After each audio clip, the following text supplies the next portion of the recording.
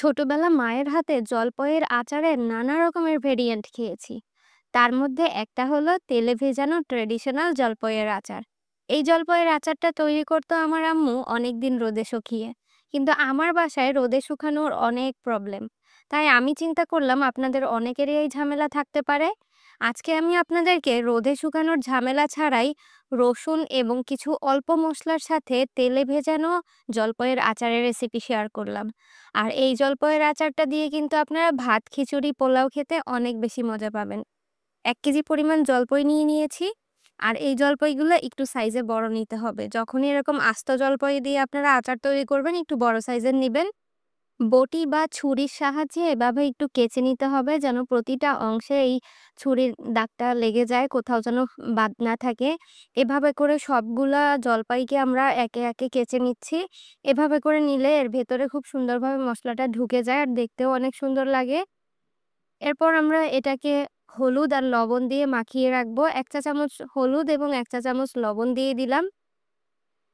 অবশ্যই জলপইটা আগে থেকে ধুয়ে পানি শুকিয়ে নিতে হবে, যেন এর গায়ে এক ফোঁটাও পানি না থাকে, এটা এনশিওর করতে হবে। এভাবে মেখে আলো বাতাসযুক্ত স্থানে রেখে দিতে হবে ৬ থেকে ৭ ঘন্টা।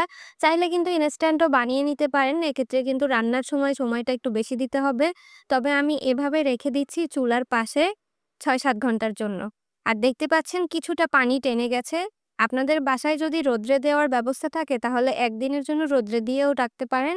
তাতে করে রান্নার সময়টা আরো বেশি কম লাগবে। এরপর কড়াইয়ের মধ্যে তেল নিয়ে নিচ্ছি 1/2 লিটার পরিমাণ। শুকনা মরিচ দিয়ে দিচ্ছি কয়েকটা। তেল গরম হয়ে গেলে শুকনা মরিচটা দিয়ে মরিচটাকে একটু ভেজে নিতে হবে। আচারের মধ্যে এরকম আস্ত শুকনা মরিচ যদি ভেজানো থাকে, ভাতের সঙ্গে ডলে নিলে কিন্তু অনেক বেশি ভালো লাগে খেতে। এছাড়া এই তেলটা দিয়ে আলু ভর্তাও করা যাবে, মুড়ি মাখানোও যাবে। তাই অবশ্যই একটু তেল বেশি দিতে হবে এই আচারে। ২ টা রসুনের আস্ত কোয়া দিয়ে দিলাম আর ১ চা চামচ দিয়ে দিচ্ছি আস্ত সরিষা। সরিষাটা চাইলে আপনারা বেটেও দিতে পারেন, তবে আমার আম্মুকে দেখেছি এটা আস্ত দিতে, তাই আমিও আস্ত দিলাম। সাথে দিয়ে দিচ্ছি ১ টেবিল চামচ পরিমাণ আদা বাটা। এখানে কিন্তু খুব বেশি মসলা ব্যবহার করার প্রয়োজন নেই, এই অল্প কয়েকটা মসলা হলেই চলবে। মূলত আমরা জলপাইটাকে তেলে ডুবিয়ে ভিজিয়ে রাখবো, আর সরিষার তেলে ডুবিয়ে রাখলে এই আচার কিন্তু ২-৩ বছরেও নষ্ট হওয়ার কোনো চান্স থাকবে না।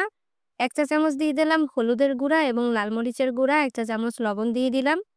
এরপরে তেলের উপরে ১ থেকে ১.৫ মিনিট এটাকে ভেজে নিব, খুব বেশি সময় ভাজার প্রয়োজন নেই। তারপর আমরা এর মধ্যে আমাদের জলপাইগুলো দিয়ে দিচ্ছি। যদি জলপাইটা রোদে অনেক কড়া করে শুকিয়ে নিতে পারেন তাহলে কিন্তু এই পর্যায়ে দেওয়ার পরেই চুলা থেকে নামিয়ে নিলেই হবে। তবে যেহেতু আমার জলপাইটা শুকিয়ে নেওয়া হয়নি, তাই আমি এটাকে সর্বমোট ২০ মিনিট এভাবে চুলার উপরে জাল করব, যাতে করে এর ভিতরে থাকা এক্সট্রা সমস্ত পানিটা একদম টেনে যায়। কোনো রকম পানি যদি আচারে থেকে যায়, সেই আচার কিন্তু আপনারা বেশি দিন রাখতে পারবেন না, নষ্ট হয়ে যাবে। তাই জলপাইটাকে আস্তে আস্তে জাল দিয়ে আমাদের ২০ মিনিট ভেজে নিতে হবে এই তেলের উপরে। যদি টক মিষ্টি ঝাল আচার খেতে চান, এই পর্যায়ের মধ্যে অল্প একটু গুড় অথবা চিনি দিয়ে দিতে পারেন, এতে করে একটু মিষ্টি ফ্লেভার থাকবে। আর ঝালের জন্য আমরা ঝাল তো আগেই দিয়েছি। তবে এই আচারটায় সাধারণত টক মিষ্টি ঝাল হয় না, শুধুমাত্র জলপাই দিয়েই করা হয়। সাথে দিয়ে দিচ্ছি ৫ ফোড়নের গুঁড়া ১ টেবিল চামচ পরিমাণ। আর এটা দেওয়ার পরেই চুলা থেকে আমাদের এটাকে নামিয়ে নিতে হবে। এক্কেবারে যখন ঠান্ডা হয়ে যাবে তখন আমরা এটাকে কাঁচের বয়ামে সংরক্ষণ করব। আপনারা অবশ্যই চেষ্টা করবেন কাঁচের বয়ামে এই আচারটা সংরক্ষণ করতে, এতে করে দীর্ঘদিন খুব ভালো থাকে। আর যখন বর্ষার সিজন আসবে তখন এই আচারটাকে একটু রোদ্রে দিয়ে রাখবেন। একদিনের জন্য যদি রোদ্রে দিতে পারেন তাহলে এই আচারটা কিন্তু অনেক সতেজ থাকবে। দেখলেন তো কত সহজে আজকের এই আচারটা তৈরি করা হয়ে গেছে। টক মিষ্টি ঝালের আমাদের আরেকটা আচারের রেসিপি আমার চ্যানেলে দেয়া আছে জলপাইয়ের, আপনারা চাইলে দেখে নিতে পারেন। এছাড়া গরুর মাংসের আচার, বড়ইয়ের আচার, তেঁতুলের আচার সহ বিভিন্ন রকমের আচারের রেসিপি আমার চ্যানেলে দেয়া আছে। আপনারা চাইলে দেখে নিতে পারেন। আপনাদের হয়তো ভালো লাগবে ভিডিওটা। আর এটা খেতে কিন্তু মাশাআল্লাহ অনেক বেশি মজার ছিল।